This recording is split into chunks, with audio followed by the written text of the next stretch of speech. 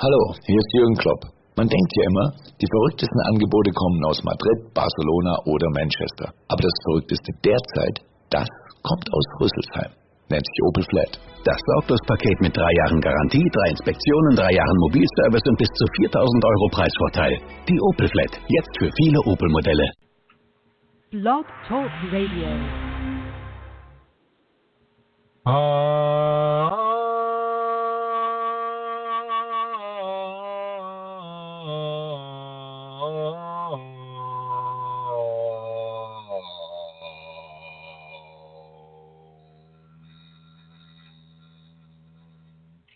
Hello, everyone. This is Chrism, and I'd like to welcome you to this program about your Kundalini awakening, to this conversation about your Kundalini awakening. My name is Chrism, and we're just going to go ahead and dive right into it. A lot of many people who are spiritually oriented with regards to Kundalini, they sometimes have a very difficult time discerning when the Kundalini is coming to them and how that would feel, how that would sound, what that is like. And I want to kind of clear some of this up, at least. In my experience and in the experiences of others, there are certain signposts that the Kundalini Shakti will give you. And one of the signposts is if you're contemplating or if an idea is being inserted into your consciousness that is about something that you should do, but you're feeling extremely ambivalent about it, and yet you know that this would probably be beneficial for you. This would probably do something positive with regards to your Kundalini and with regards to how your process is going and things of that nature. And yet you still feel fairly like, well, I don't really need to go. It's going to cost money, and money's tight right now. And oh my gosh, it's December, and I got to start thinking about Christmas, or any of a number of excuses that would come up for a person. That thought pattern, that where you should, but you're thinking of all kinds of reasons why you shouldn't.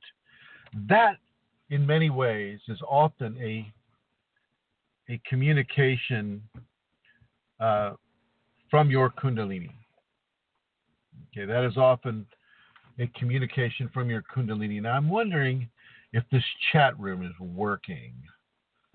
So once again, folks, as usual, we're going to do a little test here with folks. I'm out here in the car, so things are a little different for me right now during this chat scenario. So let's go ahead and try that again, and I guess it's working okay. And send a happy face there. That should help. Yeah, okay, so it's working fine. So when you're being given the opportunity, or you're being given an instruction by the Kundalini to do a certain thing, to manifest in a certain way, a teaching or an experience, and you hear it, you feel it, you're just like, oh gosh, I should go to Oregon. This is what happened to me when I was contemplating going to Oregon to do the ayahuasca, which I had no intention of doing whatsoever. So I'm sitting there and I'm contemplating. It's like, well, gosh, Bend, Oregon, never been there, never really wanted to go there. And yet, I'm being invited to do this by a very trustworthy person, someone that I have a lot of good positive vibes about, and another student's invited to go up too, and I'm just kind of going, well, geez Louise, it's gonna cost money, and it's gonna take time, and because it's in Oregon, I probably won't get to fly. I'll have to drive all the way up, 15 hours in a car or something like that. Well, I don't think so. I don't think so. And yet, that was exactly what I should have done, and that is exactly what I ended up doing. I want you to really begin to discern your refusal to do a certain thing with regard to the Kundalini, and whether that decision that you're making is truly coming from the Kundalini or from your ego, which may not want you to do a certain kind of thing, may not want you to experience a certain level of experience, may not want you to spend all that time in the car, all that time on a jet, may not want you to go to a foreign country, or, the ego is very happy with how things are. Oh gosh, Chrism, you don't need any work. I'm going to bring Elizabeth Dalton Gonzalez on board here. Hi, Elizabeth. Hi, Chrism. Yeah, everybody, this is Elizabeth Dalton Gonzalez. She's the one that organized the Bend, Oregon experience. It's true. She's the one that did that, and both Brooke and I who went, we're kind of going, I don't know, it's a lot of time and money, and oh my gosh, WTF, should we go here? Yep. And meanwhile, my Kundalini was not letting it go. She just kept pushing, ask him again, so. Well, she was obviously working on us. Yeah. Because we ended up going. I felt good about going. I just felt it was like, oh gosh, I'm just going in support of Brooke and Elizabeth, so I'll just go and support them in their process, I think it's very important. So first of all, I want to thank you, Elizabeth, and your Shakti, your Kundalini Laranya. But I think it's very important for us to realize that sometimes, even though the ego will say, oh, don't do this certain kind of thing, or oh, don't do that certain kind of thing, that it is actually your Shakti that is just going to keep pushing it, even though it may be a gentle push. Like Elizabeth just said, the Shakti said, just keep asking him, keep offering that experience to them, and she did, and Brooke and I ended up going and having a very, very, very important teaching given, and a detoxing and a cleansing and all these things. And I want people to understand that you don't necessarily want to take your ego as the final word, inside of this type of a situation. You want to really consider. You can let the ego go, oh, no, it's too much money, it's too much time, and and we could be watching a movie right now, and we could be, eating chocolate instead of, sitting behind the wheel and driving, so many hundreds of miles, and doing everything it can do to take you away from its loss of control over the situation. And I want you to really look at that, ladies and gentlemen. And I'm talking to all the callers we have here, and I'm talking with the people in the archives and the people, if the chat room is working right, or that would be in the chat room, talking to everybody about this, because it's very important for you to understand that this kind of communication doesn't necessarily come as a lightning bolt out of the sky, although sometimes it does. How has your Shakti communicated with you, Elizabeth Dalton Gonzalez? Well, not like that. Sometimes it's streaming when it's a download or something, but oftentimes, like you said, she'll trick me because she knows me so well. She knows what I will and will not do, so she'll trick me. Or another thing, there is a particular sign in my town, and she puts up EDG3. Literally the initials, my initials with the number 3 for Kundalini, on this sign in my town. I don't know what it means. It's some kind of business loan, irrelevant, because she puts messages up there for me. It's been cracking me up, but it's been happening since Peru. And I, of course, feel like I had trepidation about going to Peru. Like you said, too much money, I'm scared, I'm going alone. My ego's doing that sort of a thing where the Kundalini is like, no, you're going. And then literally every time I'd go by the sign, it would say, like, EDG3, ready to go? And then it would say stuff like, I was having like a problem where I was fighting with something over, fighting my Kundalini, resisting. I go by the other day and it says, who will win? EDG3. I'm like, gee, I wonder. I'll bet it won't be me. So was it doing that during Kundalini at the castle too? Had you noticed that yet then? No, that had not started. It started around the time when I was having trepidation about going to Peru. Should I do it? Should I not do it? Can I do it? La la la. That's when those messages started. But they have not stopped. And this is actually a very, very interesting style of the Kundalini communication with you, the Shakti communication. And I've had this happen too. I will have a certain thing that is totally the language of the birds, right? The language of symbolism. And, I would have a certain, I'd see a certain feather, or I'd see a certain color combination, or I'd hear a certain sound, or some sort of a thing would just appear in front of me, and I would totally get that this is a communication from the Kundalini. And then you make you make the appropriate decision. But when it's something your ego doesn't want to do, like with you in Peru, Elizabeth, it's something that your ego is like kind of fighting against in a kind of a non-antagonistic way, but just saying, oh God, no, not enough money, not enough time, I got to be a parent with my kid, I can't just like foist all the responsibilities on my spouse and go traipsing off to Peru or wherever just because, and the Kundalini will just still keep working on you.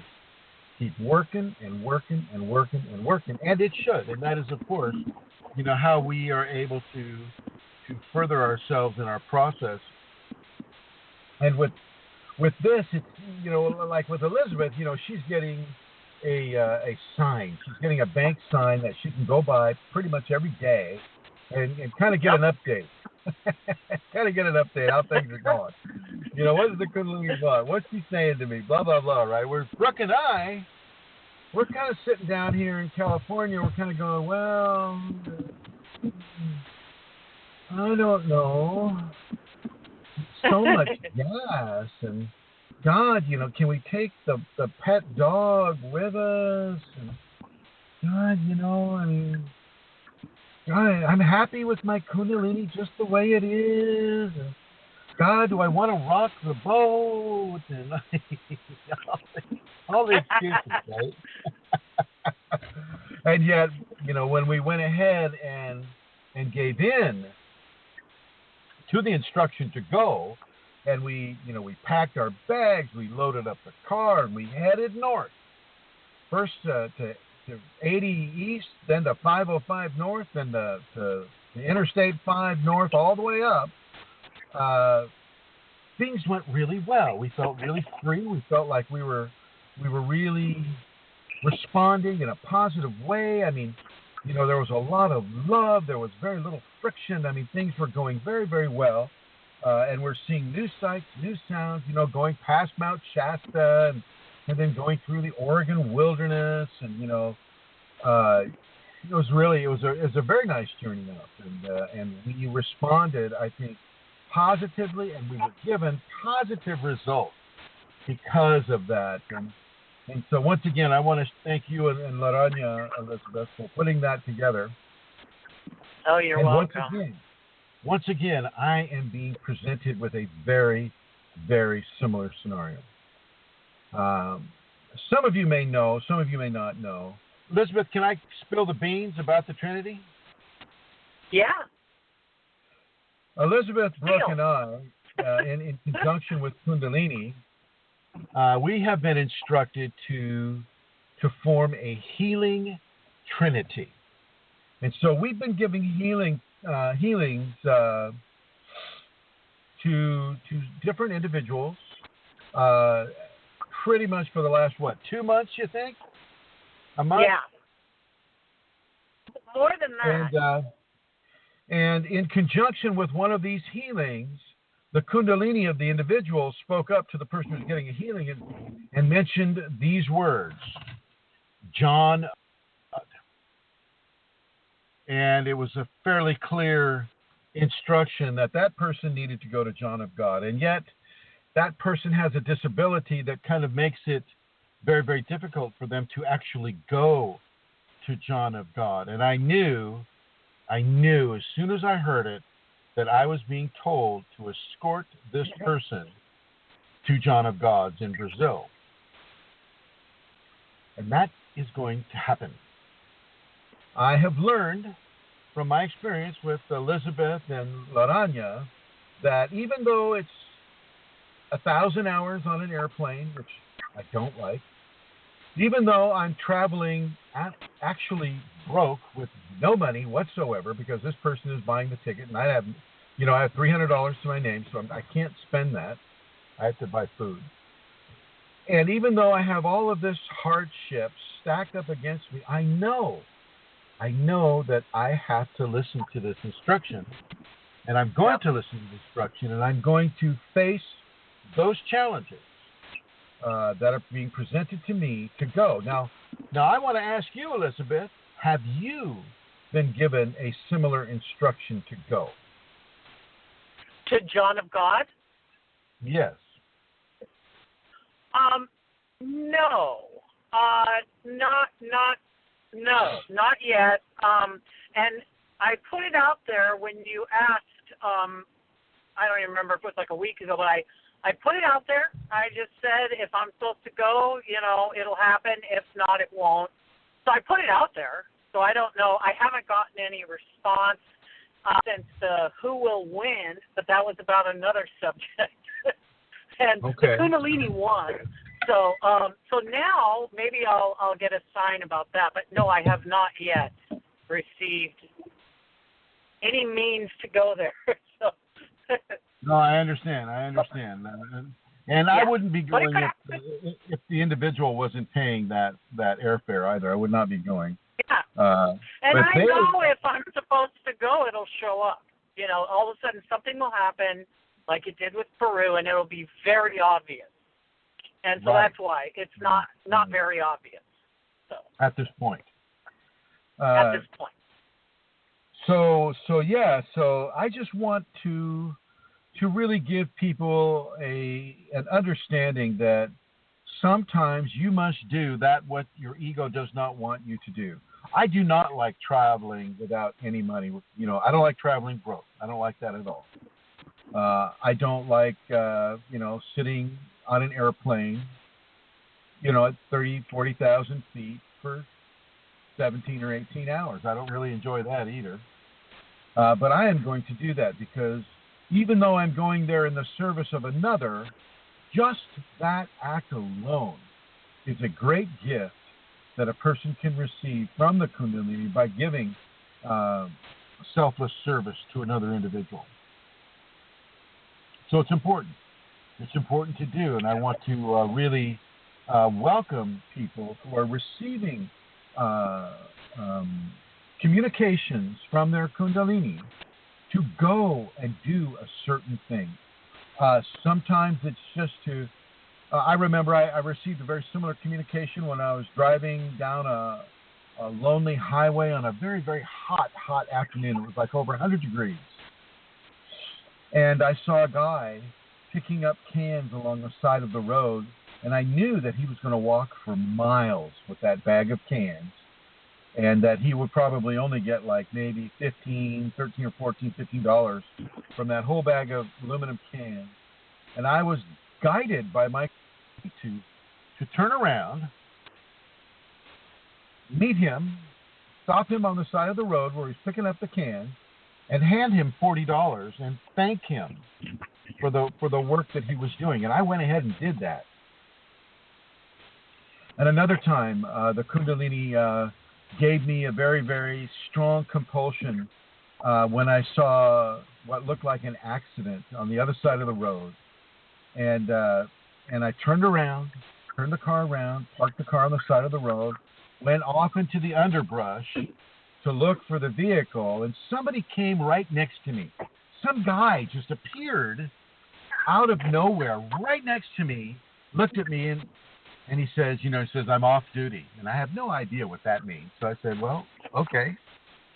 So we walked down the ravine, and down at the end of the ravine, there's this car, and it's right side up, and he said, I'll go check on the passenger. And I said, I'll go check and see if there's a fire in the engine or anything. And so the next thing I hear is a bunch of scuffling behind me, and I see that evidently the passenger was in a full-on fisticuffs with this guy. And they were quiet. They were just like, how men fight. They're just like, and the punches are being thrown. And I looked at that for a little bit, and I just said, oh, geez, I got to stop this. And so I tackled both of them, if you can imagine me doing that, Elizabeth. Yes, I can. I tackled both of them. They both went down, and it turned out that the guy that said I'm off duty was an off-duty police officer. Oh, my God. And the guy that attacked him was extremely inebriated and probably really didn't even know what he was doing. And, this is a very important thing, because perhaps if I had not answered that call, that cop would have had to deal with that very much alone. As it was, I grabbed his radio and put out some sort of a police code that he told me to do, and that sent about 10 squad cars on its way to us. But we were way out in the country, and so it took them a long time. And in the meantime, the guy's friends were prowling in their car, and they were just like, you could tell they were wondering whether we should attack us or not. But anyway, all turned out well, and nobody was hurt. But this is the kind of communication I'm talking about. This show will be called Kundalini Communications. She comes to you in levels of compulsion, and she will operate with you, as with Elizabeth Dalton Gonzalez. She will give you a bank sign. Elizabeth gets a bank sign. And I've seen the sign. She showed it to me. There's a sign over here, and it's right. I think it's right near that organic store, isn't it? On the way to there. Yep. And it's right there. And I remember when Elizabeth sponsored a seminar at a castle there called Kundalini at the Castle, and I want to thank you once again for that. And it was just amazing. That whole town, that whole area is amazing. Very clean. I like the level of cleanliness with the water. But anyway, so I just want to say thank you, Elizabeth, and thank you for attention to your Shakti and continuing to invite us to Bend, Oregon, where some very good things happen. You're welcome. Now, let me ask you, does Ladonia have anything that she would like to add to this conversation? Ooh. I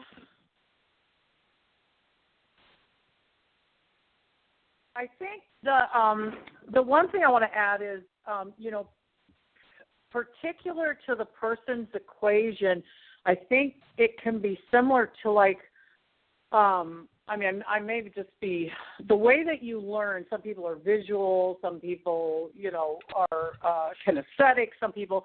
I think the Kundalini, because the Kundalini knows you so well, will latch on to those kind of things. So if you're normally an auditory learner or you're normally a visual learner, you'll see something, in other words. I would look for more signs that you would see with your eyes. But if you're somebody that feels a lot of things, look for like your feelings to change around certain situations, or so I guess that's what Aranya is saying, is that the Kundalini can and will use all of those things when communicating to you, If you're an animal person, animals. If you're, like that, so that the Kundalini will use any and all ways that your ego finds an easier way to accept or to learn. They'll use that. Or if the Kundalini knows that you're stubborn in a certain area, then they'll do things to get you out of, continuously to get you out of that same stubborn situation. It'll just keep hitting you again and again until you realize that you're being communicated with to do something different. Huh. Absolutely. Absolutely. I mean, she knows you. She knows you better than you know yourself in many ways. And so she knows the secret little levels of communication that kind of drive your car, so to speak, drive your vehicle, so to speak, right? Yeah. So yeah, very visual. And she will also use a very strong level of coercion with regards to the different qualities of communication that she can come through, such as sound or a certain music with a certain kind of lyric or a certain color combination, or some sort of wildlife, like if perhaps you're walking in a place that she doesn't want you to walk, maybe it's dangerous or something, and some sort of wildlife will come at you, kind of like forcing you to stop and go, wait a minute, what am I doing here? Let me give you an example of that. My Kundalini communicated to me once when I was surfing off of the coast of Santa Barbara, California, and the waves weren't that good that day. I was just like hanging out on the surfboard, just kind of waiting for a good wave to come off. It was off a place called Devereaux Point in Southern California. And all of a sudden, I got a very, very, very bad feeling. I wasn't sure what it was because I'd never felt that thing before. I'd never felt that way before. And so I just kind of pushed it off to the side. But all of a sudden, I started scanning the horizon for shark fins. And after scanning the horizon for a little while, I just decided, I said, this is not fun. I'm not going to do this. And so I started paddling in. And at the time, people were waving at me from the cliffs up, and I waved back because a lot of people just kind of wave at surfers when they're down there. And I got up to the cliff to where they were on my way back, and they said, yeah, we were waving at you to come in. There was a really big fish swimming around you out there. I thought, oh, jeez Louise. That was the very last time I decided to go surfing off of Devereaux Point, partly because I moved away, but that's another way. That's another way that you will be given a communication. And so I want everyone to pay attention to their Shakti, even as it comes, say in a fearful situation, but also as it comes in a very beneficial situation. As I've related on this program before, a friend of mine came up to me when I was especially without money, and he said, oh yeah, there's a casino opening up on the hill. Let's go.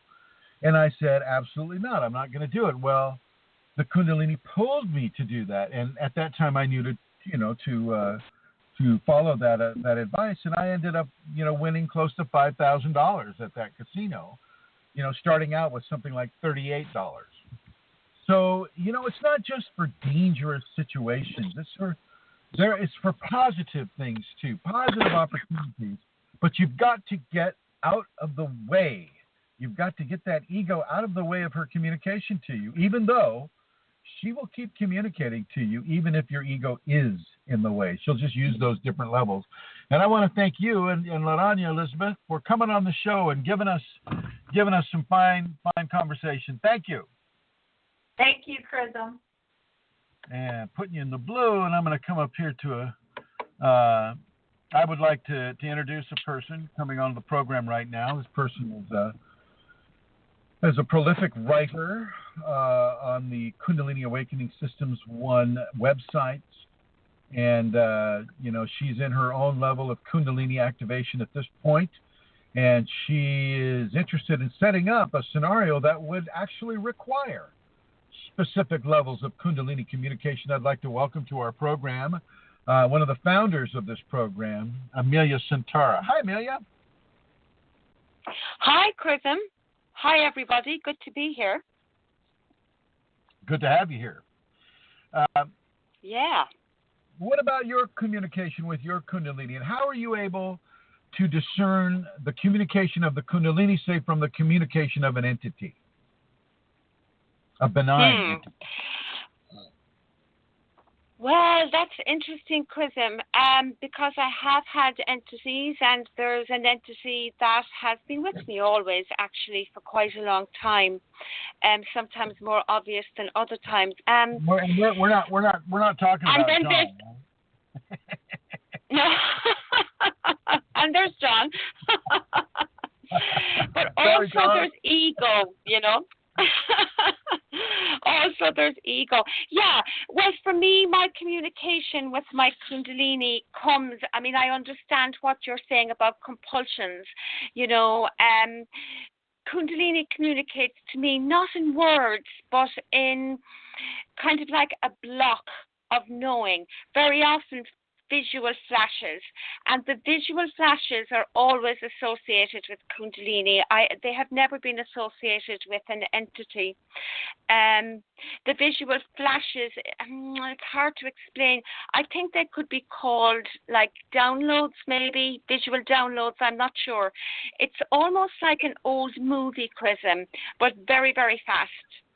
And this can happen. I totally understand that. When I was in that casino, I was in the cashier line where you're cashing in your chips, and I thought I was way ahead at that time. I was like maybe $1,000 ahead, and I was ready to go home. And I stood in line, and as I was standing in line, the Kundalini flashed the image of a machine. What do they call it? A gambling machine. What do they call those? The one-armed bandits, yeah? Yeah, whatever those machines are called. She flashed that machine in front of my face, literally in full living color, in life size. I mean, it was there for a microsecond, then it was gone.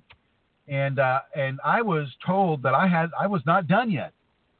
I was not done yet. And I went around the casino and I looked for that machine. I found it. It was a Crystal Sevens machine, and I played 60 of that $1,000 in it, and that thing hit for $3,400. And then the very next thing, as I was walking back with all that money, she stopped me in front of another machine, which hit for $1,100. And so, let me tell you, the Kundalini, she can communicate to you very specific information in very specific ways, but it's up to you to be open to that communication. Do you agree, Amelia? I do agree, and I feel I wouldn't always have been. So, like, I can take lots of, like, if I was to take the time I went to Kerry, you know, this happened, but I found it difficult to, I was in denial, so I fought with what was being given to me, those visions, those, you know, and say, oh, that's ridiculous. My kids are happy in school, you know, and I would go on with my day, and then I would be hit with it again, or I would be given dreams, I would be given knowings, I would feel discomfort, which was coming from my ego. You know, it wouldn't be as instant as you experienced, Chrism, because I wouldn't have been as open to listening at that time, you know. Right. So it would take a while. It's the discomfort that the ego is going to cling to, the discomfort, and the discomfort. Exactly. Like when I was contemplating going to Bend, Oregon, you know, I was thinking of all the negatives. Yes. Oh, it's too much time, too much money, too much gas. You know, it just sounds like it's similar with you. Yes, absolutely. I mean, and it's been like that. It would be like that. I could think of lots of other scenarios, Chrism, where it would be like that, and where you've got to stop and then choose to listen. I mean, you were speaking that time about the accident. Yeah, that's very important. You just touched on a very, very important subject that I wanted to cover next, and that's you've got to actually stop and listen. Stop and listen. And this goes to relationship as well. If you're a person that's been looking for love and yet, all you have time for really is work, and, you have certain standards because people have used you before in the past, or, things of that nature, and you're looking for a relationship, but you have to stop and listen, communicate, and open yourself to the possibilities. You can't just, put a wishogram out and say, oh, I want somebody to, fall in love with me, blah, blah, blah, but I'm not willing to change anything. I'm not willing to go out and listen and feel what the Kundalini's telling me. I just want it on my terms and only on my terms. So help me God, thank you. Right? Absolutely. And Doesn't that ties in with what I think what you were just about to say too? Well, it ties in with this. For me, there's a level of compulsion that can be given as well, that forces me sometimes to stop. It's a hard one to explain. I can remember you reminded me of one that happened to me one time. I was driving along in the car. I was in a real rush. I was trying to get somewhere. I was under pressure, blah, blah, blah, blah. Traffic wasn't good. I was coming up to the roundabout at Wilton near Tesco, which you would know. And I suddenly got this compulsion to go around the roundabout and turn back. I didn't get that wasn't a clear visual flash, but the compulsion comes into me that way. I saw the roundabout, I saw myself turning the car going back, and I went, no, I'm not. I'm under blah, blah, blah. And as I headed into the roundabout to go straight through, the compulsion got stronger. Now, at that point is the point of stopping and choosing to listen, and I did that day. And I turned the car around the roundabout, and I went back the road that I had come. And there was a girl, a young woman in her early 20s, and she was after falling, and she was on the footpath. And so I pulled up the car, blah, blah, blah, spoke to her, helped her into the car, drove her home. There was a lot of things happened. But that was a direct communication from the Kundalini. Absolutely. Yeah, nice. Which is very clear. Yeah. Nicely done. And this is exactly how it can come. And now that is the more of the compulsory model where I've experienced that as well. And it's, for me, it comes, she goes straight to the heart and she begins to pull me from the heart. I literally feel like a force around my chest, inside my chest and around, pulling me in a certain direction and giving me a very clear compulsion that I have to do it. She's pulled me off the freeway, or what you guys call the motorway, and as I'm driving 65 miles an hour, which for you guys is like 110 kilometers per hour. And I know that because I'm sitting in my car right now looking at the speedometer. So yeah, I know that feeling, and it's really important for people to understand these levels of communication that come through. Now, I asked you a very important addendum to this question of Kundalini communication, and that addendum is: how are you, Amelia, discerning between the Kundalini and an entity? Okay. Well, the first thing is, Chrism, the La, la, la, la. Okay, so I know. I'm thinking of the entity experiences that I have had, you see? And the ones, I'm going to start by saying the ones that I had that were very obvious were very negative, They were things that were pulling me away from the Kundalini. Very powerful. And they were compulsions as well, but they were things that were pulling me away, that were not good for me in my process. Now, they weren't damaging anybody. They were pulling me towards behaviors and towards negativity in that sense. And going around and around in my head, not thinking, not me thinking in my head, but it being inserted into my thinking, not my thinking. Right. And No, that would be, but I would be aware that they were entity, but they could be extremely draining. And so when that would happen, there would be a certain fighting set up initially until I came to realize that I would go straight into, surrender to my Kundalini and devotion to my Kundalini to ignore what was being given for me. More recently, I have had more subtle communications from entity. And actually, I would have had some communications that I really felt as if they were from Kundalini, but I felt they might have been from entity. Now, I'd have to go into the explanations of it. It turned out to be from my Kundalini, but it's I don't want to go there, Chrism.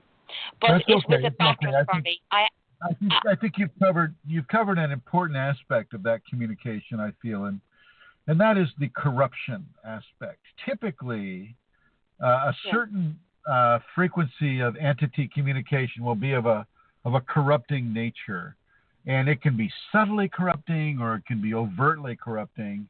But this is one thing that will help a person to discern whether it is Kundalini or an energetic creature called an entity that is trying to corrupt the person away from a positive event or away from a helpful, service-oriented event, or away from anything that is of value for spiritual evolution.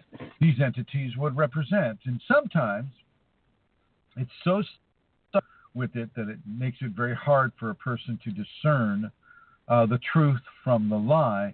And in that case, I'm going to counsel you to just begin to invoke, verbally or mentally or both, invoke your Kundalini into the process and see and feel how the response is received by you, within that situation. It's very easy for entities that have been with a person for a long time, like the one that you're talking about, Amelia, has been with you for years and years.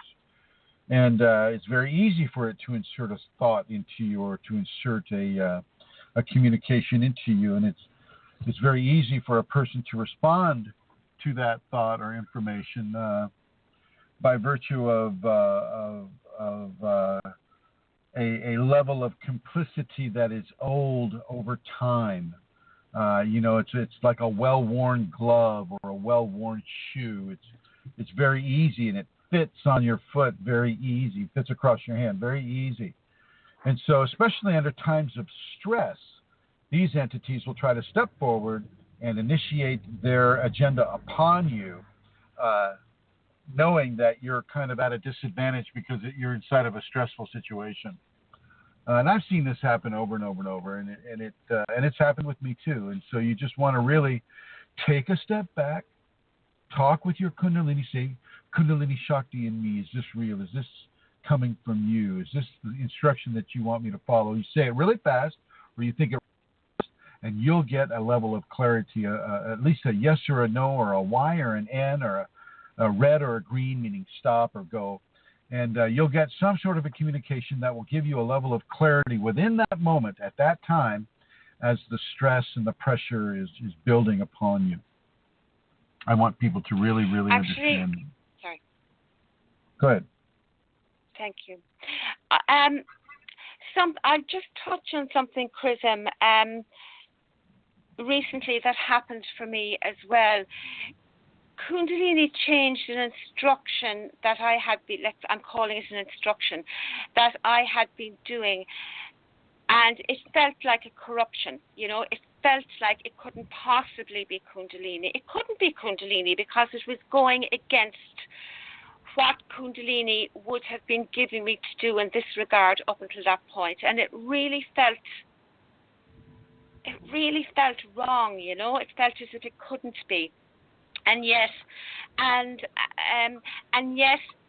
kept guessing that it was Kundalini, that it was my Kundalini, and I would get clarity that was Kundalini as clear as day, and then we'll say it would go on to the next day and I would feel it couldn't have been Kundalini. It was extremely difficult for me because, and it has happened with regard to sort of two things in my life. Kundalini has done a complete 180 degrees on something, or 360, whatever the and now and it has come, the instruction is something else, and it is not, this particular one isn't entity, it was Kundalini. And Kundalini does, Chrism, change. It's slightly connected, in my experience, it's slightly connected to, slightly, it's not the same, but it's something like, you know, when you're being given to do something that isn't, you know, culturally or socially acceptable, and you think, what? There was an element of that about it too. It was a testing. It was a lot of things, and that had me spinning for a long, long time. How did you resolve it? With great difficulty, really, because it seemed to be. It took me a while to resolve it, but it's resolved, Chrism. It's resolved. Well, good. Yeah. But I suppose I'm just, that has been the most, that has been a really difficult thing, and to come to see that Kundalini can actually completely change from what was once given to something new, something the complete opposite, you know. Anyway. Well, yeah, that's true. I think for a time we are tested in many ways. If say a great negativity is being you're being directed towards a great negativity, and you know that direction towards you observing or becoming a part of a great negativity, or having a mindset or a thought pattern about a great negativity occurs, and you can look at that at how are you being tested. How tolerant are you? How forgiving are you? How magnanimous are you? How compassionate, caring, and considerate are you about whatever the given situation is? And then as you begin to get molded towards a specific level of response, well then, boom, it turns 180 degrees, your test is finished, and resolution has been found. And so it's a great opportunity for people to understand that you're constantly in a level of testing with Kundalini. Every thought you have, every emotion that you have is weighed, and it is looked at, and it is considered, and it is, you know, it's very much like Santa Claus. You know, he knows when you're sleeping, knows when you're awake, knows when you've been good or bad, so be good for goodness sake. Constantly tested. That's it, Chrism. It Constantly never stops. It doesn't stop. And she will create the opportunity for you to go back into really hurtful patterns of expression by creating a level of imbalance within your life or with a loved one. You know, creating a level of, you know, issues of trust between you and a loved one, and oh gosh, you know, so all of a sudden, here's that whole test. All of a sudden, you know, the person is questioning the integrity of the loved one, or questioning the competence of a fellow worker, or questioning, you know, such areas. And when in fact, you know, their competency may indeed be challenging, or you know, they may be involved in a scenario that is challenging your trust of them. But the fact of the matter is you're the one with the Kundalini. Nothing that is happening in your life is being given to you accidentally, and you are the one that is being tested in your response and in the way you form your response. What thoughts are you having as you form this response? What emotional strivings are you going through as begin to motivate towards a certain kind of thinking or a certain kinds of feeling. What is behind that motivation?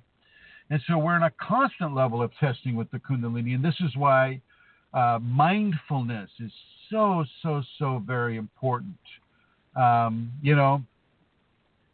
It's a big deal, and it's constantly happening. You're never off the hook with the Kundalini. Never. You're never given a break. You're never given a time off. There is no union 15-minute smoke break. They're constantly on the line with it. And you've got I know. You got to stay on your toes. You got to stay on your toes. I remember recently, I just couldn't believe it. I had just come through, a heart issue and a physical pain heart issue, lots of going on. And so I had just come through an element of that, because very often it's an element or an aspect, and she allows me to work on that for a while, because I can be very slow. And, she allows me to work on that for a while, and I feel, well, that's done. Within a day, I suddenly, bam, I couldn't believe it. That there was no let up. We were straight back into, and it can be really intense, and it can be beyond, and it can cause what happened just before that to be lost. Does that make sense? Lost to the memory, not really lost, but lost to the memory, because you're so involved in what's happening next. Wow. Oh, yeah, absolutely. Absolutely, yeah. It can be lost to the memory. Matter of fact, a lot of the lessons will be lost to the memory, especially some of the really harsh ones, the death of a loved one, the death of a pet or something like that. And you'll have to move through the emotionalism of the whole deal. And yet you don't need to remember the severity of the emotional upset. You don't need to re-explore it or visit it over and over and over again. Unless you're karmically bound into that type of response. Typically, from a Kundalini response, she will let you have it once, and then she initiates the healing, and she really tries to bring you away from levels of grief. I had one woman that I gave a Shaktipat to on a park bench, not a bench so much, but like a picnic table, out in the middle of a Georgia park on the coast of Georgia, the United States. And the Shaktipat went well. I did the whole Shaktipat with her, and she was practicing the safeties, the whole bit. But like 3 months later, her father dies, and she was extremely close to her father. And wham, she went into a severe level of grief, complicated by the amplification from Kundalini, and she cut off communication with. She blamed me. She blamed me for doing that with her, and having her father die. Later on with that, it took a long time for her to get through it. She was over a year in grief. Over that one incident. It was a natural death. It wasn't an accidental death or anything. But actually, something that's happened to me recently twice, Chrism, and if I can just bring it up, it's a question maybe, I'm not sure, but it's just an experience where suddenly my father is alive and relatively well. He's 88, but he's well, He's not unwell, or he's not dying or anything like that. He drives his car. He's fine. But I have suddenly, in my day, felt as if he is dead. It is like I'm hit with the loss of my father, and I feel the grief. I really feel the grief, as if it is real. And that has happened twice to me recently. And then it goes away. She's getting you used to the idea of him passing. She's starting to plant those seeds so that you don't go into a tremendous level of grief like this woman I'm talking about did. Very, very hurtful, very, very difficult levels of grief at the passing of a loved one. And with the amplification that you have from your Kundalini, she's starting to just begin to flavor your life with, with his passing. Yeah. It's going to happen. Oh, I know.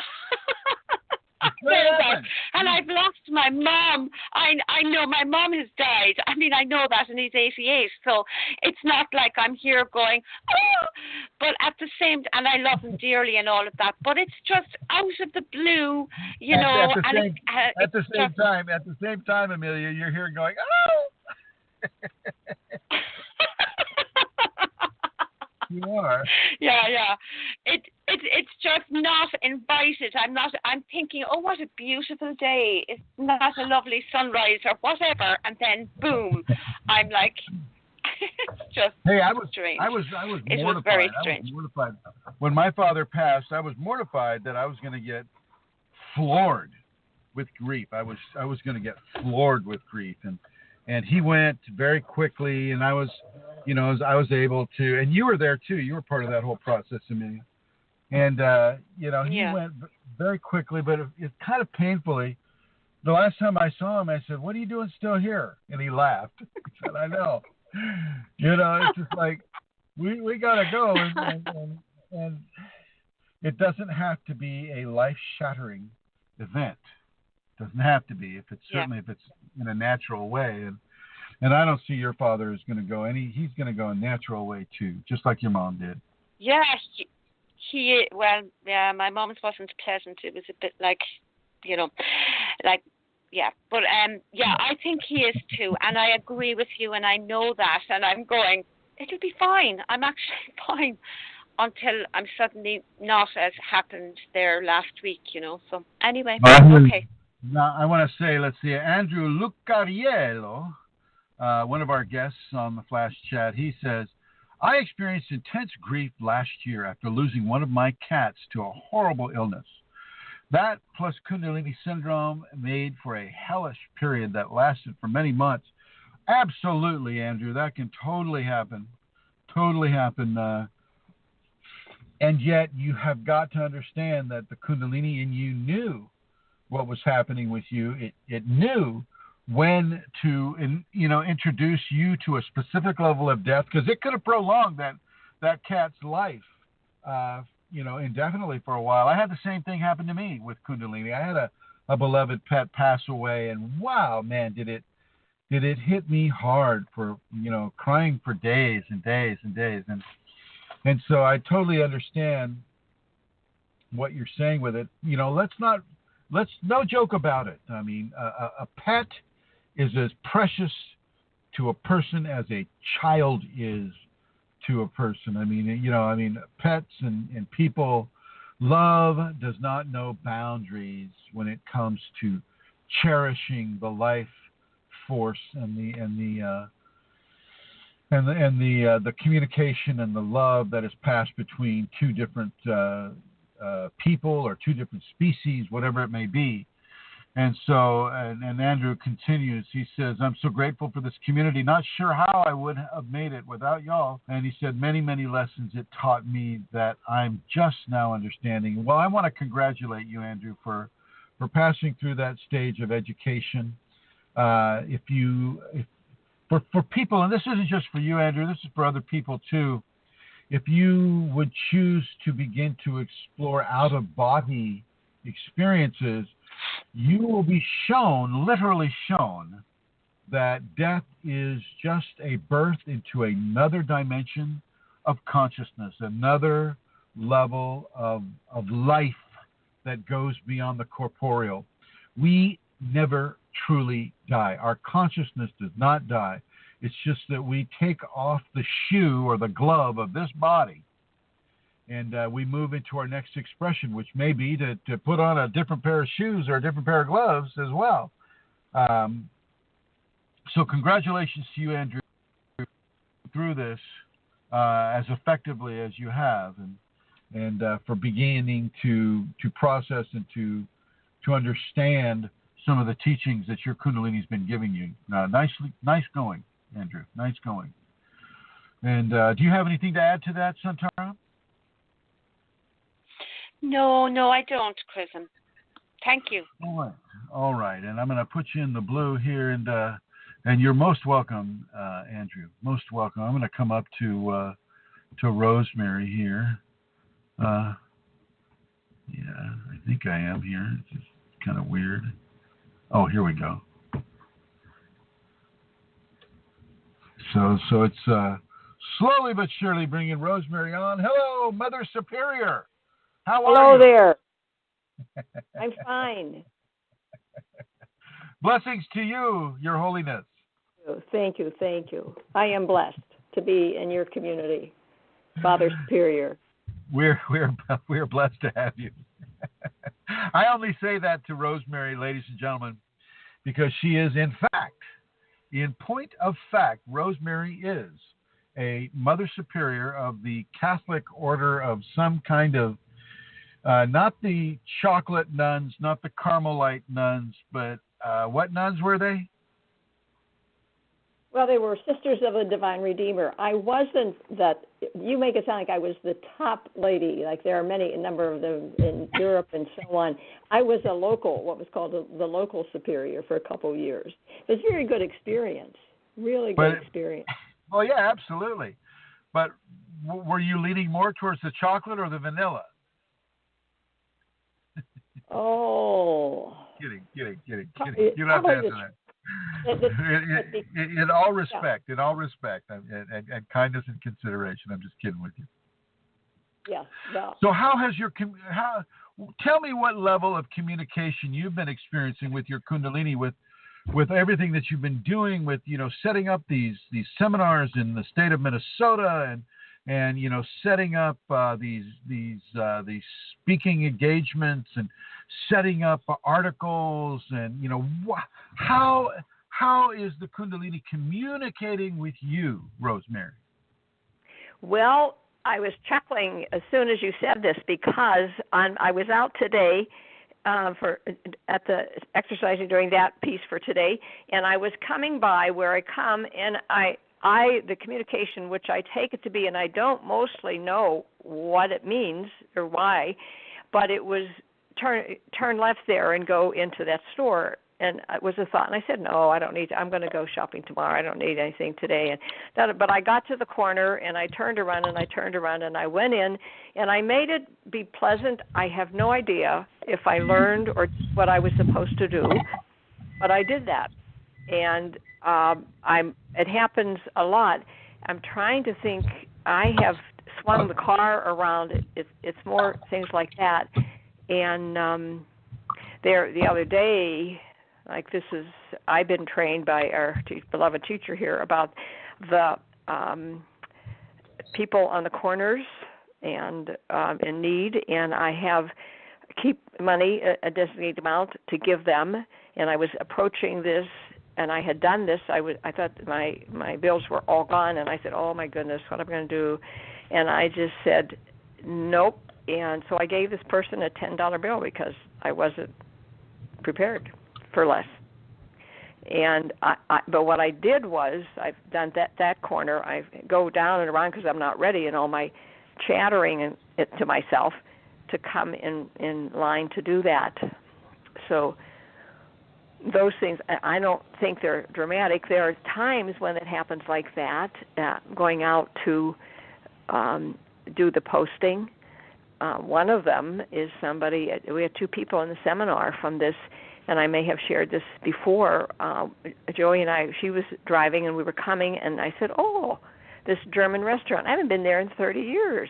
Oh, let's next corner, let's go in, and I'll go in and post. I had no idea. They had two amazing boards right in their entryway to this high-level restaurant, and I said, oh, great. So I put stuff there a couple times, and again, we had two people come from that posting.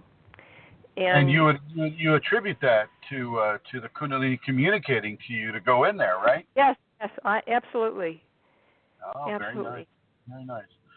Very nice. And I'm going to go right over here. Speaking of Joey, I'm going to bring over. Hi, Joey. How are you? Well, I'm good. I had an interesting experience. Pardon? I'm sorry. Go ahead. Say again. I had an interesting experience today. I had a very busy day. I volunteered from 9 to 12, but at 8 o'clock this morning, I got a call from a friend, and she said, "I'm in terrible pain, and can you help?" And I said, "Well, what's wrong?" And she said, "My back is just killing me, and I do deep muscle therapy." So I said, "Well, I've got a really tight day, but I'm free from 10 until 3. I have a dental appointment at 3 to get a tooth pulled." And so I left at 12, got out to her place at 1. She's way over on the other side of the Twin Cities. And we worked for an hour, and I could have worked longer, but I said, "I'll come back Saturday, finish this up." And she was she was sore from what I had done, but she was not feeling the pain that she had felt, and I was grateful for that, of course. But we felt there was more work to do. But anyway, I had a niggling sense that I should check my calendar and see what time that appointment was. And I left Carol's at 2, got to the appointment at 3 o'clock, and she said, "Where have you been?" The appointment was 2 o'clock, and I'm so glad I didn't know. It would have been difficult to drive out in the dark tonight with a sore tooth. Oh yeah. Well, yeah, that's a very good, and that's, when you have that, like you said, that niggling thought to just, maybe I ought to check this calendar, and see what can be done. Nice going, Joey. Nice going to respond to that. And this is what I'm talking about. These are these forms of communication that are not so abrupt and not so soundworthy, or you're not hearing them with your ears, you're feeling them with your heart, you're hearing them with your mind more than you're using, say, your 5 senses in a way. And I just want to honor you for that and for helping that person as you did. And I know for a fact that you do deep tissue. You got the hands of steel, Joey. You got the hands of steel. Thank you, my dear, for coming on the program. Thank you very much. Oh, thank you. And so there you have it. There you have it, ladies and gentlemen. Joey, feeling that call, feeling that need to check that calendar, see if that can come through, even though she's got a busy calendar. The Kundalini knows what your calendar is. She knows what you've got planned for the day. She's following you. And just the way she follows Rosemary, too, when Rosemary's setting these things up. How has that been going, Rosemary? How are we looking in the Twin Cities? Well, you and I and Katie and Joey haven't set a date for the next seminar or the next event. What we continue to do, though, is meet. It's not everybody that's been in the seminar, but we do have a community meeting every once a month, and that's coming up January 2nd, Monday. And we have now in the Edge magazine, we are posted in the business section as community, and there's also in this December issue spiritual communities, they call it, and I sent in our information, and so those are actually, the others are what would be called churches, I guess, or formal structures, but we're beginning to be seen in that way, which I was happy to see that. Well, so I want to thank you. I want to thank you for that. I want to thank you and Joey both for going out and bringing this level of information to the Twin Cities in the state of Minnesota. Thank you, Rosemary. And Katie. And Katie, and Kent, and everybody. Everybody's doing it. Davey and and everyone. Yeah, So thank you all. Jeremy State of with us Minnesota. last time. I think we don't have any expos set up yet, but there will be some in the springtime. Very good. Thank you, my dear. I'm going to go ahead and put you in the Shiva Blue, and bringing Santara back to the conversation. Hi, Santara. Hi, Chrism. Okay, now have you had an opportunity to collect any questions about the Kundalini? Yes, I have some questions here. First of all, before you start, can you hear the car running? No, I cannot. I heard you moving the car during Rosemary's or doing something, but no, I hear nothing. I had to start it up because my battery was running out, so I'm charging the battery now. No, Kristen. Go ahead. Just if people, if anybody is hearing something that's disruptive, let them write it in the chat room as well. I'll go ahead and ask the question. Okay. Can the Kundalini awakened being get entities from the other party? Repeat the question. Okay, sorry, Chrism, let me ask that again. There were two parts to the question. The first part was, what happens when a Kundalini awakened being has sex with one who is not? Can the other one be affected? So we're talking about beings that are connected, like Kundalini awakened beings, like beans, the magical fruit. Yeah. Sorry. You haven't. That was very good. I haven't heard you use that right. I haven't heard that right in a long time. Kundalini awakened lima beans. Yeah. Persons. Let's call them persons. Yeah. Yeah, that can happen. That can definitely happen. People can be affected.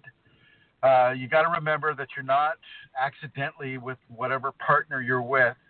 Kundalini knows their spiritual, energetic anatomy and whether or not they should be responding to its presence next to them or inside of them, depending on what level of experience they're talking about, whether they're having sexual contact or just emotional contact, things of that nature. And you don't have to have sex in order to have this affect you. You can just be in the presence of the individual that has the Kundalini being. And that little magical being can have a definite effect on the unawakened or the unactivated, very much so. But it's going to depend on the level of spiritual evolution, the level of energetic evolution that the unawakened or the unactivated have around that Kundalini awakened person. If that was not the case, then you'd be awakening people just, going to the gas station or putting, going grocery shopping, or, you'd be leaving this wake of awakened people behind you. Now, that may come to pass at a certain point. I'm certainly not going to put that out of the realm of possibility. And this does happen with people of the caliber, say, of a Christ or a Buddha or a Rosemary, or a Manisha or a Santara. I mean, there are actual people that have reached a level of activation that would cut through levels of spiritual evolution that have not yet been attained. But this is not common, and that would not be an accidental thing either. The force within that Christ or that Buddha would know that the people that they are walking past have achieved a certain level of information that they can handle, they can metabolize this level of information. So yes, that can definitely be, a person can be affected by a partner that is having Kundalini. They can begin to manifest certain levels of Kundalini as well. Over. And the second part then was, what about getting an entity from that other person? That can also occur. You bet. And it stands to reason because I mean, if a person is not being energetically hygienic with their energetic anatomy, if they're if they're going into a bar and drinking, or they're like having a hard time settling with their Kundalini, and they're let's just say they're in the resistance stage of their Kundalini. Well, then they'll go to that bar, they'll collect a bunch of entities, and they'll come back and they'll be say they're going to be intimate with their partner who is also being affected by the Kundalini. Well, that partner can receive an entity for sure. Over. Okay, so if we take it out of the context of a bar, and if we put it in the context of two people, we'll say being intimate or having sex, one is Kundalini awakened, the other is not, but has an entity. Can the Kundalini person become infected? Yes. Yes. Yes. Okay. They can jump right in. Thank. Because let me tell you, just because they think they have one, where there's one, there can be 1,000 floating around, waiting for a handle, waiting for an attachment that will, give them the ability to begin to infect that individual. They're about corruption for the most part. So that's the job they've been given.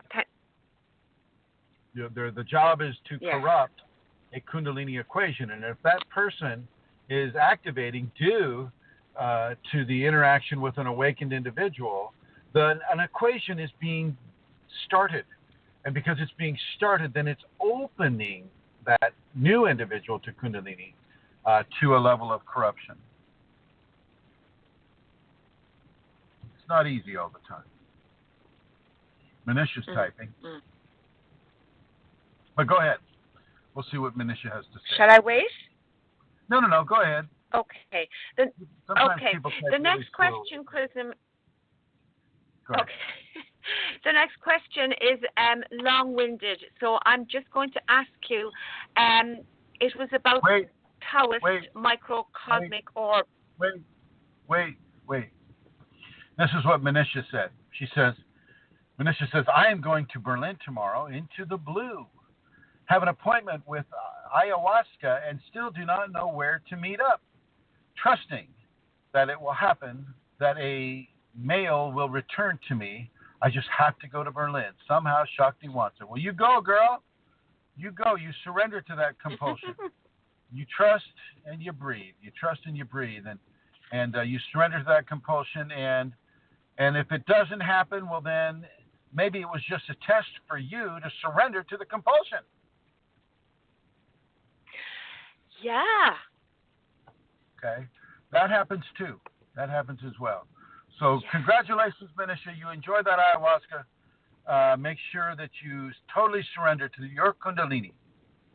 And we'll be anxious to see whether that clarity comes to you with regards to the meat and how the experience went with you. Go ahead, Amelia. Sorry for interrupting. No, not at all. I think that's an important thing, Chrism. Following the compulsion, it might not mean that the compulsion might happen. The test could easily be, not speaking specifically about Manisha now, but in my own life as well, sometimes it can be about following the compulsion and surrendering to that from the Kundalini. That just is huge too. Yeah. Mm-hmm. I'm just remembering back. Okay, moving on. Microcosmic orbit, Chrism. Can you say something about that, please? I know you've spoken about it before, but you have something written in the, I think it's on the Yahoo group, about practicing that. And is that something that you think it's good for people to practice?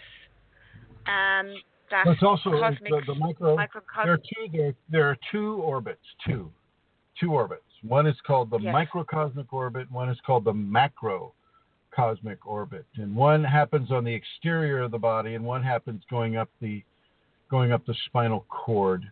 It's also called the circulation of light. No, one does not have to do that. You know, aside from what the Asians will tell you, and you know, some authors write books about the microcosmic, macrocosmic orbit, and the multi-orgasmic person, and all of these things. And the Taoists are really, really strong with their belief that the micro and the macrocosmic orbits can do this, or that with a person. And I really find them to be expressions of egocentric controls that the mind of an individual will try to insert over the Kundalini in order to push it a certain way or to have it do a certain thing. I remember early in my process, I was working with a guy named Glenn Morris, really nice guy, really like him. He passed away in 2006 after Hurricane Katrina. Was helping people with Hurricane Katrina fallout. Really nice man. But he was very much a proponent of the Taoist techniques of controlling the energetic expression. And I certainly didn't agree with him on that. But I tried it a few times. You know, it's like at the time I was having some entity contact that was fairly negative. And so I would pass the orbit right over them and allow the orbit to consume them. But I found it to be overly controlling and anti-surrender to the Kundalini, the consciousness of the Kundalini. And I thought that even though it is a form that people like to partake of because it takes a level of fear out of the process, i.e., now I can control the process. I'll do the microcosmic orbit and the macrocosmic orbit at the same time, and I can just roll right over those entities, and I don't have to change, and I don't have to do any of the positive behavior changes or the noble behavior changes. I don't have to be forgiving or compassionate. I don't have to be tolerant and patient and honest and truthful. I can just roll right over this process with that macrocosmic orbit and not have to make any of these positive changes because I really don't want to have to do that. And I'm really responding from a level of fear. And so let's attack.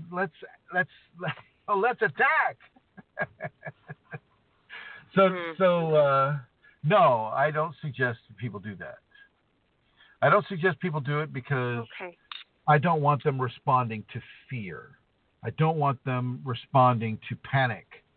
When an entity comes, it can be a very panicky type of situation. All of a sudden, you feel like you're infected with some sort of a consciousness that is trying to get you to let it control your body. Now, let's be clear about what the macro and macrocosmic orbit is. The microcosmic orbit is a ball of light that you visualize going up the inside of your spinal cord. And as you bring that light up inside the spinal cord, it goes to the back of your head, then it bounces to the front of your head, to the forehead, the inside of the forehead, and then it comes back down the spinal cord, only to be bounced back up the cord to the back of your head, to the front of your head. And it's kind of forming a long, elongated triangle. The macrocosmic orbit, meaning the large orbit, is the same ball of, and then the big secret that I'm not supposed to tell you. So you guys are getting this secret thing from the Taoists. I'm not supposed to know. So I want to see copious donations for this secret that I'm exposing to you here now. The big secret. The big secret. Oh, I love this. Come on. The big secret of this of the microcosmic orbit is that you spin the energetic ball to the right. Oh yes.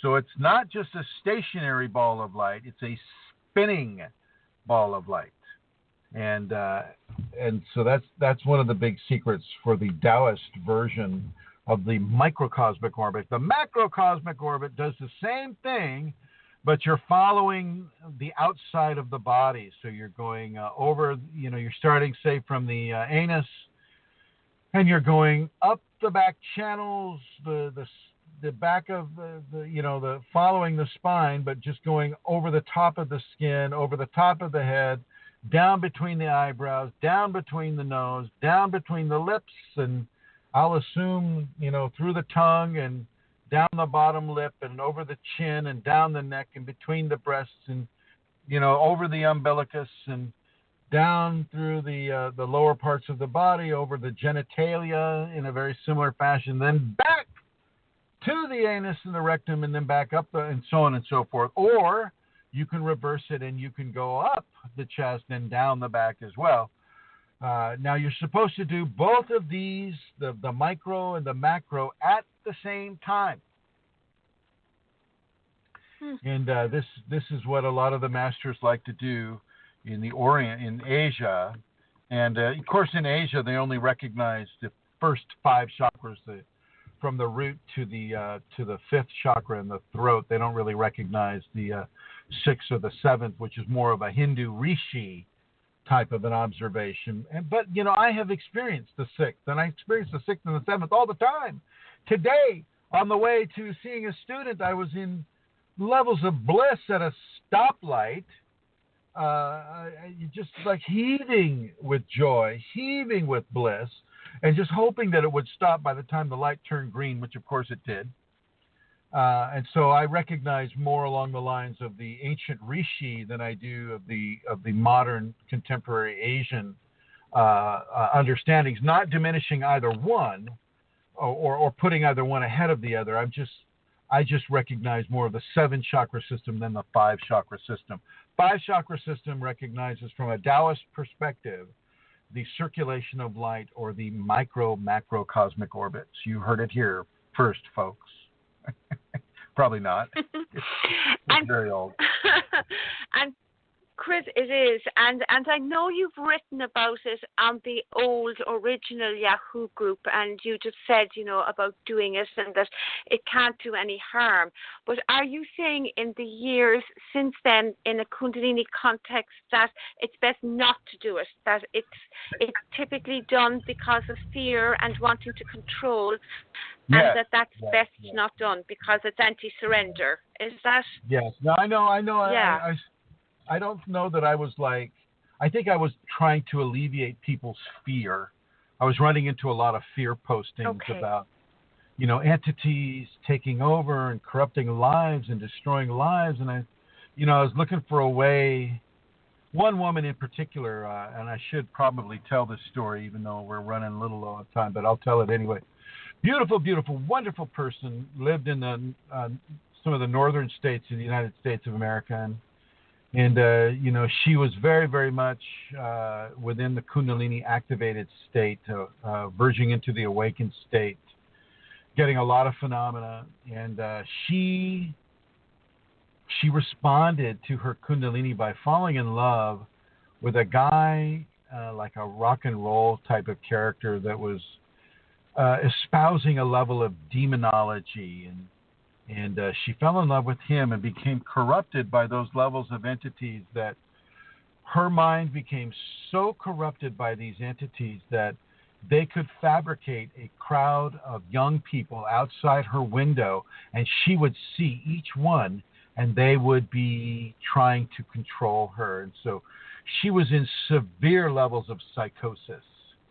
And which is not, you start going into these areas, and your mind can be taken over, and you can see things that are not there for everybody else, but may seem like it's there for everybody else. And so I was looking at different ways to help her mitigate that problem, and I lost her. I lost her to that. She capitulated, and I lost contact with her, and it was, I needed to really find a way to make things more powerful.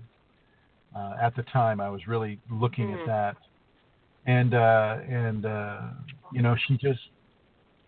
just hated losing a Kundalini person to this. Still don't like it at all.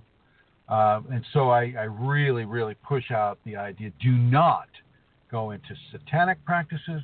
Do not go into demonology practices.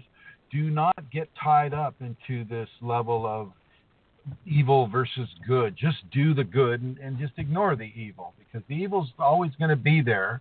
You just need to ignore it as much as you can and focus yourself on love, on giving blessings, on giving healings, on being there, being supportive, being helpful, being happy.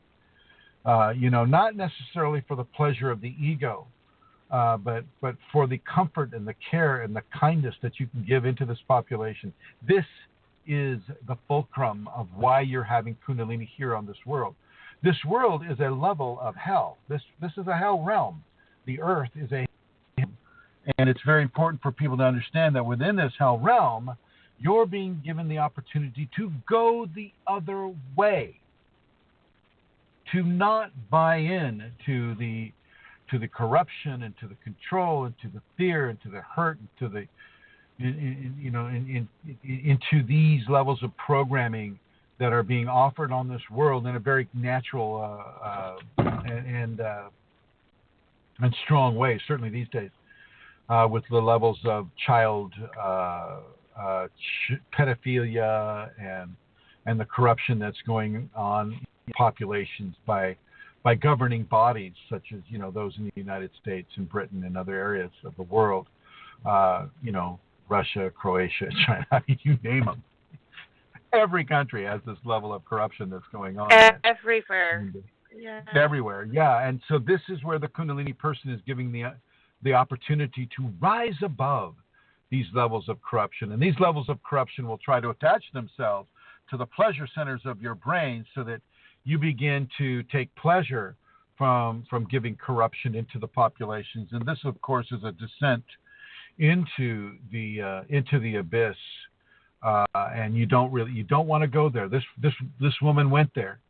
She went there, and there are purveyors of Kundalini teachings on YouTube, on the internet, that are doing this actively right now. They are totally possessed, and they are bringing in jillions of young people and other people and getting them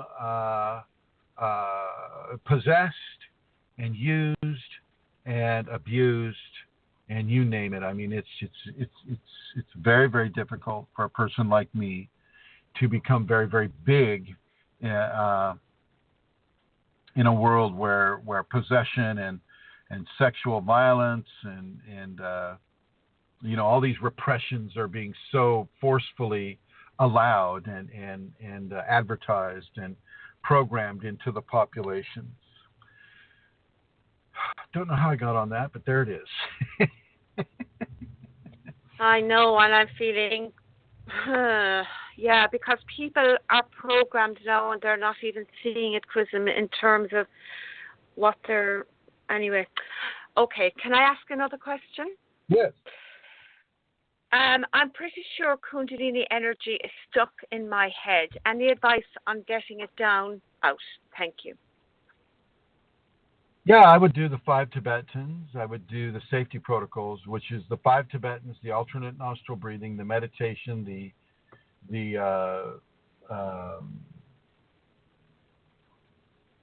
I would do devotion as well, and try to pull that down by doing devotion from the heart.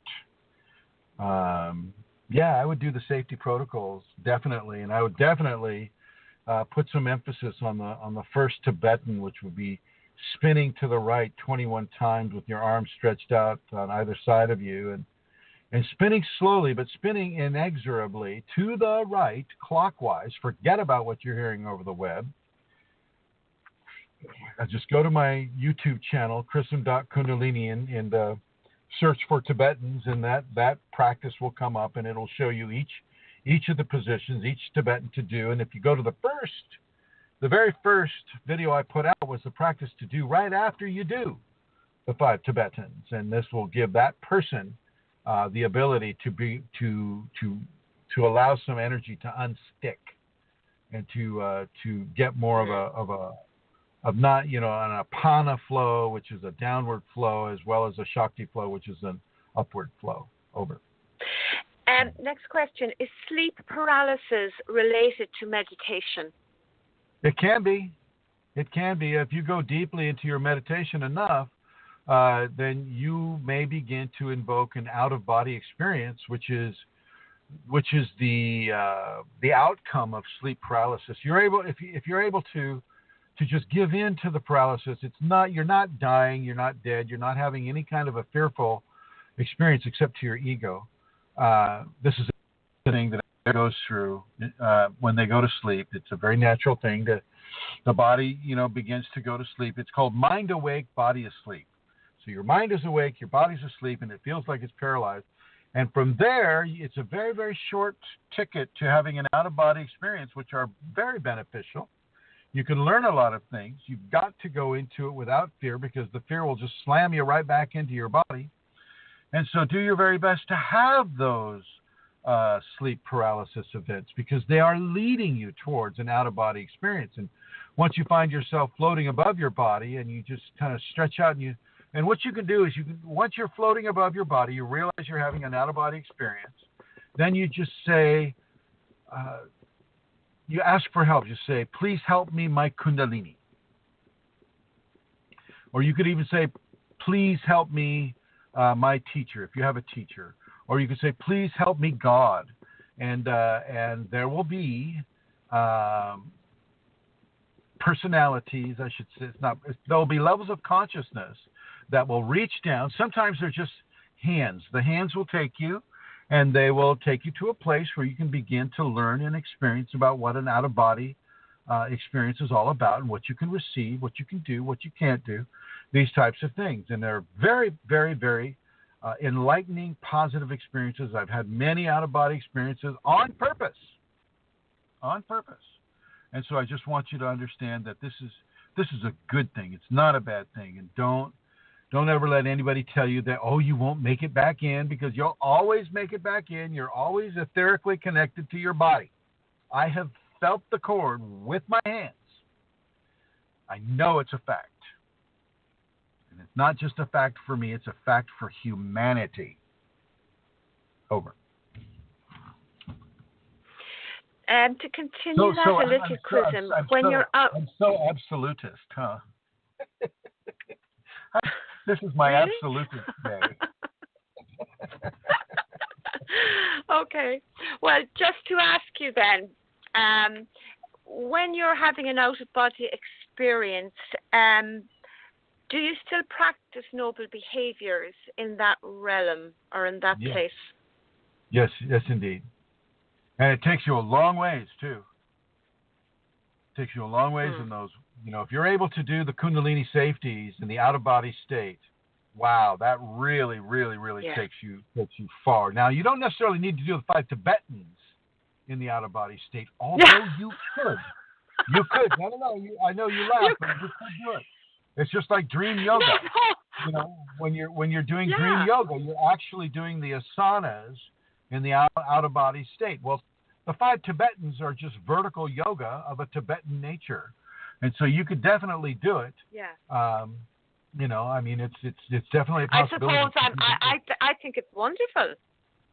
Yeah, I suppose I laughed because I was thinking really how much time. I certainly practice the safeties, Chrism, I do, and it makes a big difference there.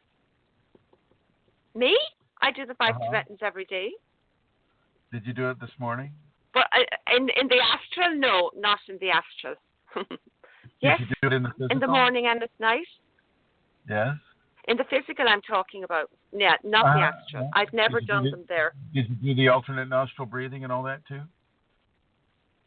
Yeah, every day. It's part of my practice. Awesome. Yeah, so that's what made me smile. I never thought of going, whoa, I'm going to do them in the astral. I'd never even crossed my mind. But I do practice the safeties, and it does the noble behaviors, the safeties, and it actually makes a huge difference. But yeah, okay, the Tibetans, that's interesting. Next question, Chrism. Okay.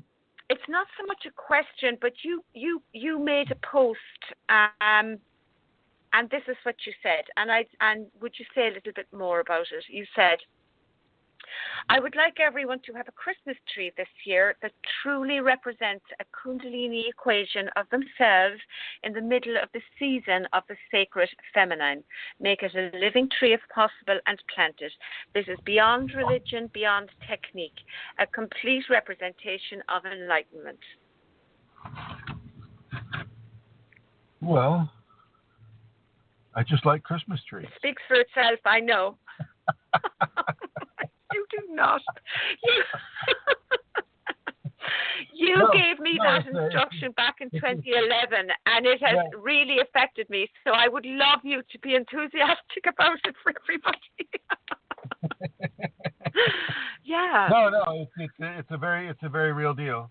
The Christmas tree is a representation of the pineal gland, the pine tree, which is what a typical Christmas tree is, a pine tree. And the ornamentation upon the Christmas tree and the lights upon the Christmas tree and the little angel at the top of the Christmas tree, or even if it's just a spire or some of the things that people put on the top of the Christmas tree, well, that is an indication of the godhood. That is the indication of the divine, and the gifts under the tree are the Siddhic skills that comes with the Kundalini. The ornamentation is the beauty and it's the divine descending upon the corporeal individual, and Christmas really from a outside of a religious standpoint, Christmas is about Kundalini awakening. All from the little elves, i.e. the little entities, i.e. the little red and white mushrooms that you see down there. These mushrooms are actually real. They're called Amanita muscaria. They are not poisonous, but they are very hallucinogenic, and they will put you into a place where you can actually, observe some of these entities one-on-one, which is how people even knew about them at all. They were having Kundalini, they're having an experience on the Amanita muscaria. Everything from the chimney, Santa Claus is dressed in red and white, red being of the Shakti, white being of the Shiva.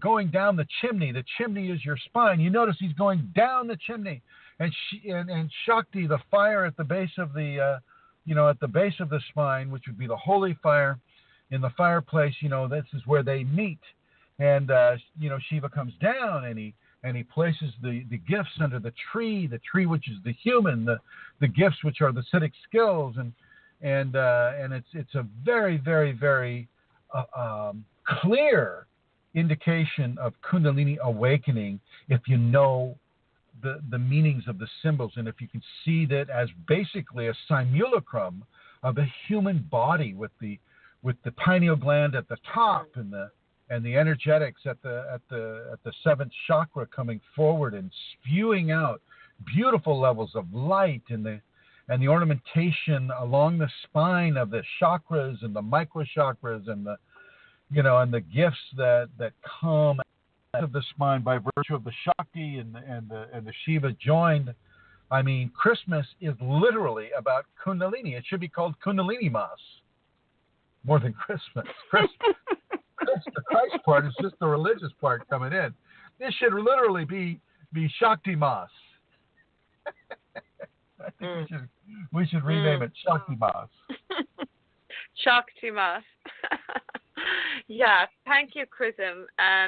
It's wonderful because back you did when we had moved one of our house moves when I went to Kerry, you explained that to me and invited me to, or instructed me actually to get, when I was decorating the tree, to actually choose things that were relevant, and I've done that every year, and it has been a lovely way as well with the kids in the house, and it's very special for me at Christmas time now, the Kundalini tree. And I think it would really be helpful to Kundalini awakened people to start having a physical representation that doesn't involve the religions of Hinduism or Christianity or Buddhism or Zoroastrianism or shamanism, any of that stuff, but just having a symbol of the Kundalini, which is indeed the Christmas tree.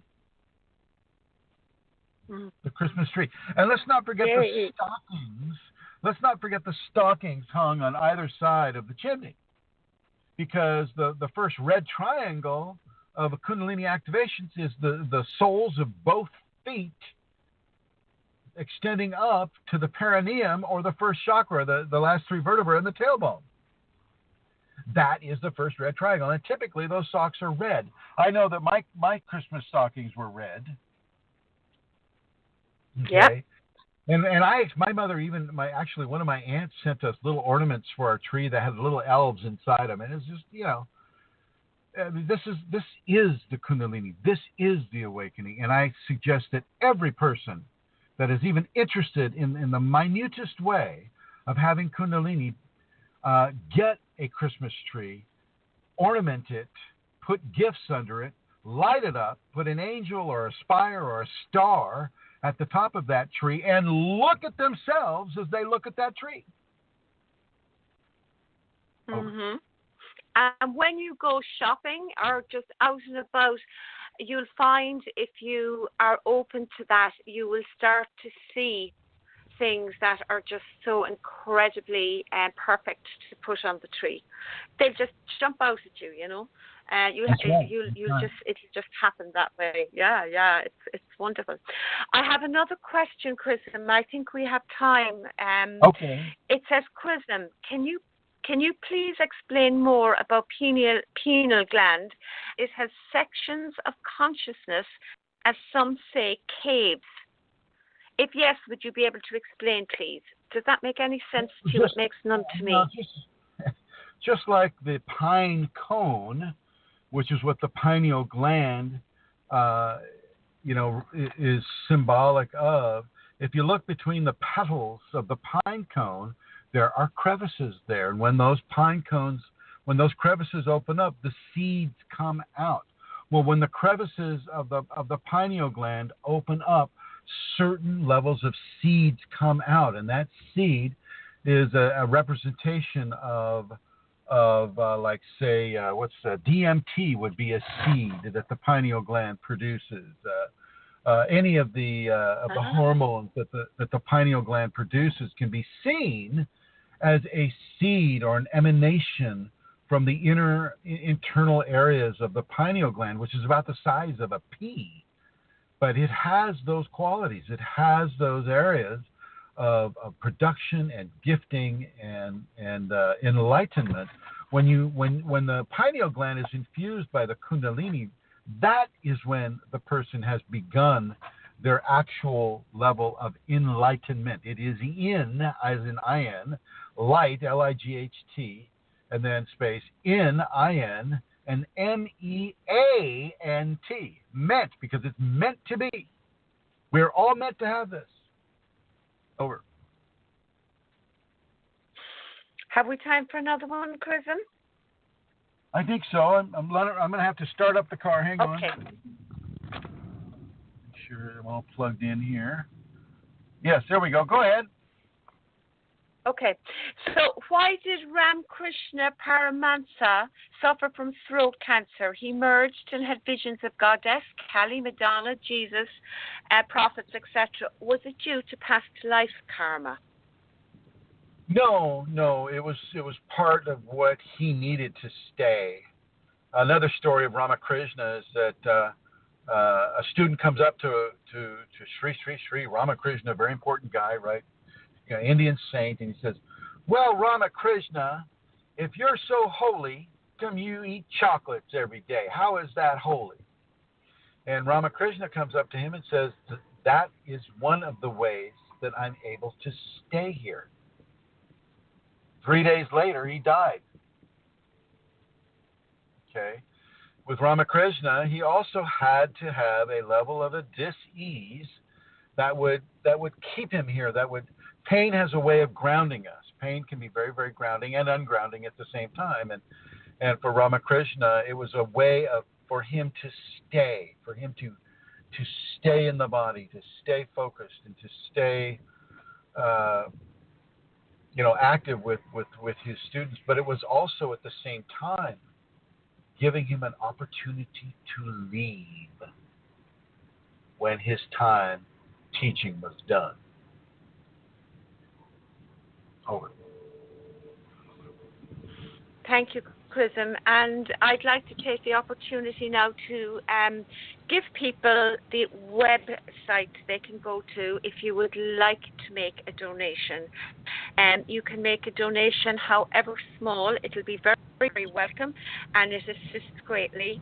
And there are a few places you can go to now. There's a wonderful new website that has been created, and it houses the Kundalini safeties. I mean, even if you're not making a donation, I would suggest you go there. It's a beautiful website and really worth looking at. It's very clear, and it gives all the teachings and the Kundalini safeties there. It's very easy to remember. It's www.kundalinisafeties.com, and there's a donate button there. There is also a donate button on Chrism's blog spots, and one of them would be www.chrism-kundalini.blogspot.com. And another website where there is a donate button, and again is a new website that is really worth visiting. It's called www.kas1.uk.com. No, there's no dot. Well, let me say that again. It's www.kas1uk.com. And that is a wonderful website. Yeah. So you can go there and you can read the teachings and enjoy the websites and have them as a reference. I mean, they are such a gift and such an amazing, facility, and so easy to go to. And you will have your questions answered there very often by just reading the teachings that Chrism posts on these places. So I would encourage you to do that. And then if you're in a position to donate, I would also encourage you to do that, please. It is extremely necessary and very helpful. So thank you all very, very much. And that's it, Chrism, from me. Okay, well, I would like to thank everybody for coming on, Elizabeth and Joey and Santara and Rosemary. I'd like to thank everybody in the chat room, Andrew, Atlanta Seeker, Manisha, Mary Jean, iMagic Art, and Miss Star Booker, who was there for a little while ago. I'd like to thank all the people in the archives that will be listening to this in the future. And get that Christmas tree, everybody. Get that reflection of who you are becoming, and for many of you, who you already are, and honor that tree. Get a living tree if you can, not a dead one. Don't go out and cut a tree down. Get a living one if you can. I don't care how big it is. It could be 6 inches tall, but at least it's a reminder of what you're becoming, what you are, a person that is coming into levels of enlightenment. And so, I will go ahead and I have a question. Okay, so in that context, Chrism, if you cannot get a living tree, which is better, to get a false tree rather than kill a tree? Yes. If you cannot get a living tree. Yes. Yeah. Get a fake tree. A fake tree. Leave the trees alive. We need more trees. Okay. Thank you so much, Chrism. You're very welcome. Thank you, Santara, and thank you, everybody who's coming. And I'm going to go ahead and end the show the way I began it. Sort of, kind of the way I began it. Do a straight up Om here. Here we go. Ah.